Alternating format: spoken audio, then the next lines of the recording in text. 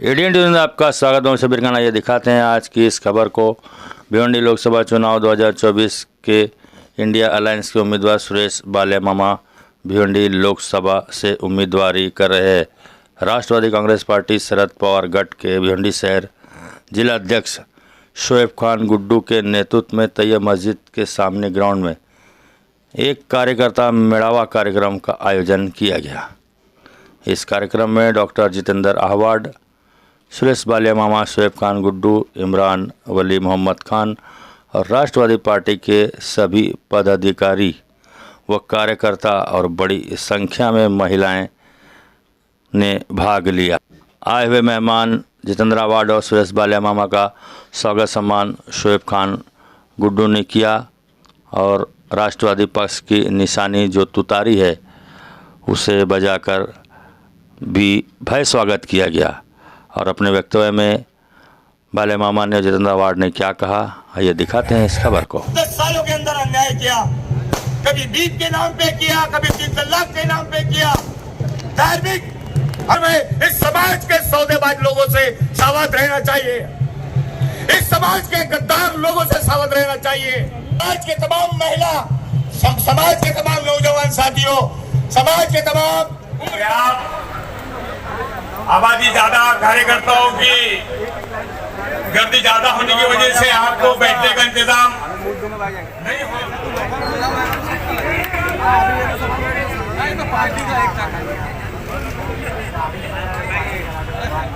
जिस तरीके का व्यवहार मेरे मणिपुर के बहनों से हुआ था, जब उसको नंगा रास्ते पे घुमाया था, उनके ऊपर अत्याचार रास्ते पे किए गए थे, जब महिला चिल्ला रही थी, ये तो छोड़ दो कि प्रेस वाले बता भी नहीं रहे थे।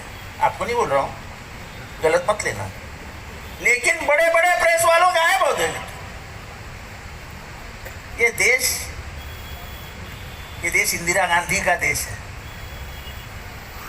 एक औरत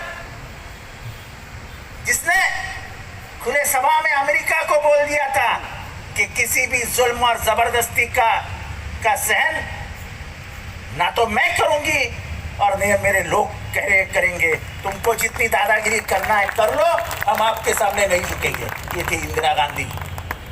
हमें फक्र है कि वो औरत हमारी प्राइम मिनिस्टर थी, कोई पुरुष से कम नहीं थी।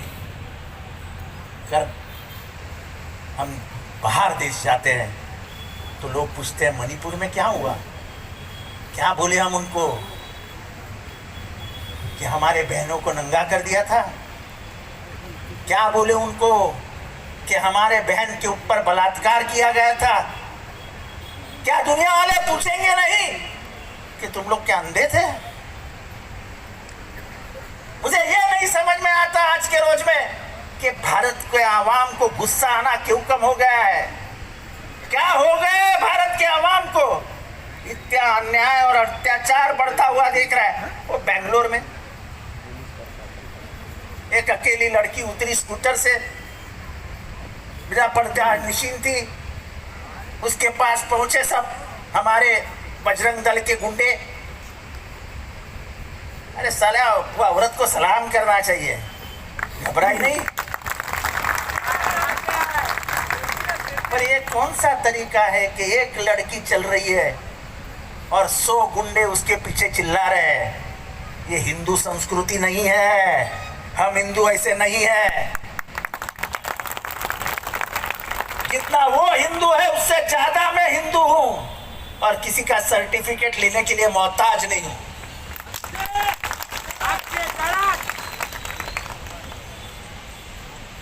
तुम क्या करना चाहते हो इस देश में? कल परसों किधर ब्लास्ट हुआ, 2 आरोपी पकड़े गए, दोनों कर्नाटक के थे।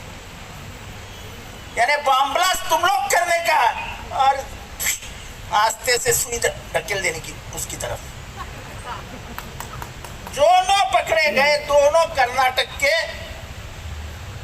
ऊपरी कास्ट के, ऊपर कास्ट है ना हमारी एक अपर कास्ट, उसके संबंधित लोग पकड़े गए।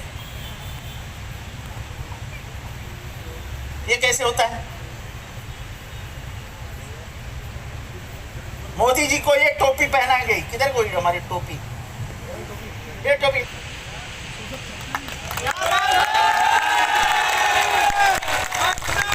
इससे क्या होता है? इससे किसी का धर्म भ्रष्ट होता है? इससे किसी का धर्म भ्रष्ट होता है क्या? लेकिन दुनिया को दिखाने के लिए जब ये टोपी पहनाने गए तो उन्होंने कहा नहीं, मैं ये टोपी नहीं पहन सकता। जब उनको इंटरव्यू में पूछा गया कि इतने मुसलमान मारे गए, आपको दुख हुआ कि नहीं हुआ? बोले गाड़ी के नीचे कुत्ते आते हैं और मर जाते हैं तो दुख तो होता ही है। तो इंसान को कुत्ता कहने का कौन सा तरीका है?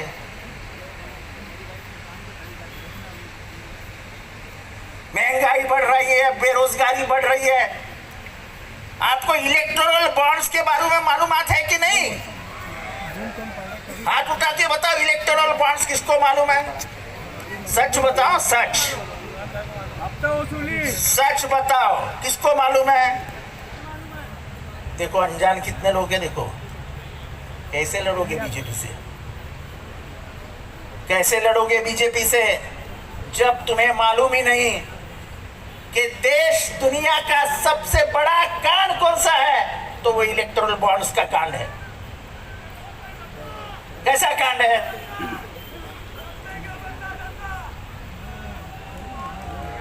कैसा कांड है ये?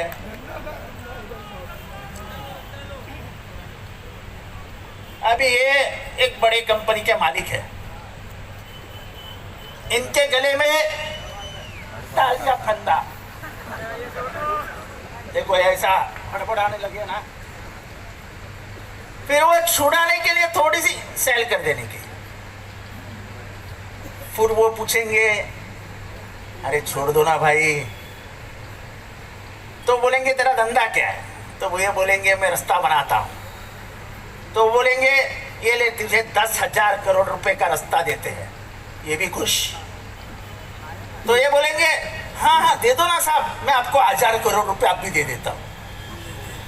यानी एक तरफ चंदा दो, चंदा मिला धंधा लो, चंदा दो धंधा लो, चंदा दो धंधा लो। अरे देश बेचने का काम कर रहे थे। नेतागण, पदाधिकारी और सभी कार्यकर्ताओं को धन्यवाद देता हूं। महाविकास आघाड़ी की ओर से अपने पार्टी को आप सभी कार्यकर्ताओं पे ऊपर विश्वास रख के अपने पार्टी के नेता आदरणीय शरद चंद्र जी पवार साहब, इन्होंने ये भिवंडी लोकसभा की सीट अपने पार्टी के हिस्से में ली है। ये अपने सभी की बड़ी जिम्मेदारी है और सभी के ऊपर विश्वास रख के साहब ने ये सीट ली है। बहुत से मुद्दे शोएब भाई ने उठाए। भिवंडी में टोरंटो का तो सबसे बड़ा मसला है, क्योंकि हमारे भिवंडी में 60% गरीब लोग रहते हैं, 30-35% मिडिल क्लास रहते हैं और 2-5% ही जिसको हम अमीर बोल सकते हैं, पर बहुत बड़े नहीं बोल सकते, पर अमीर है। तो ऐसी स्थिति में हमारे जो 60% 90% लोग हैं जो महीने के 10-12 हजार पगार लेते हैं और उस पगार में घर परिवार संभालना है, बच्चों को पढ़ाना है, हेल्थ के इश्यू है और ये सभी के लेके टोरंटो का बिल कम से कम 1,000, 2,000, 3,000 आता है। तो ये स्थिति में बहुत ही स्थिति खराब है। और खास करके हमारे आईजीएम हॉस्पिटल जो आपने देखा होगा, जिसको जिला रुग्णालय होना बहुत जरूरी है, क्योंकि हमारी लोक संख्या देखी तो बहुत पहले होना चाहिए था, पर यहाँ के खासदार की उदासीनता है। वो बोलते तो है 35,000 करोड़ का काम किया, क्योंकि वो उनके टक्केवारी के हिसाब से बोलते रहेंगे, वो टक्केवारी के खासदार है। और अगर दिखाए कि 35,000 का काम कहाँ हुआ, 35,000 करोड़ का, तो हम मान जाएंगे। देखो मैं आपसे इतना ही कहूंगा, शोएब भाई ने बहुत से मसले मुद्दे रखे, और अवार्ड साहब भी अपने को मार्गदर्शन करने वाले हैं। मैं आपसे यही कहूँगा कि जिसने 10 साल इस लोकसभा का नेतृत्व किया, वो खासदार 10 साल में उसके अधिकार को समझ नहीं पाया, उसके काम को समझ नहीं पाया कि उसके अंडर में क्या क्या काम आता है। इसके लिए वो सबसे फेल खासदार है। और मैं आपको यही बात कहूँगा कि देखो, ये जो लड़ाई है ना, ये भ्रष्टाचार के खिलाफ लड़ाई है, ये महंगाई के खिलाफ लड़ाई है।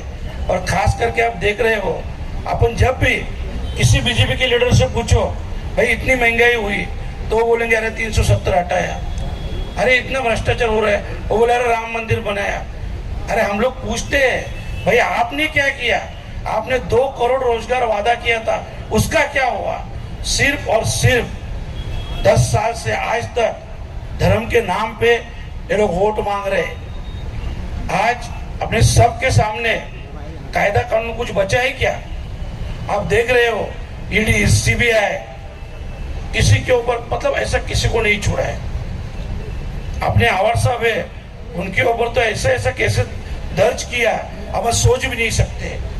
इतनी घिनौनी हरकत, मतलब ये लोग संविधान रखना नहीं चाहते हैं, ये लोग सिर्फ और सिर्फ हुक्मशाही लाना चाहते हैं। मैं आपको सभी को इतनी रिक्वेस्ट करूंगा, देखो ये 2024 का इलेक्शन है, अगर इंडिया आघाड़ी जीती तो 2029 के इलेक्शन हो जाएंगे, नहीं तो इतना भूल जाओ, अभी नहीं तो कभी नहीं।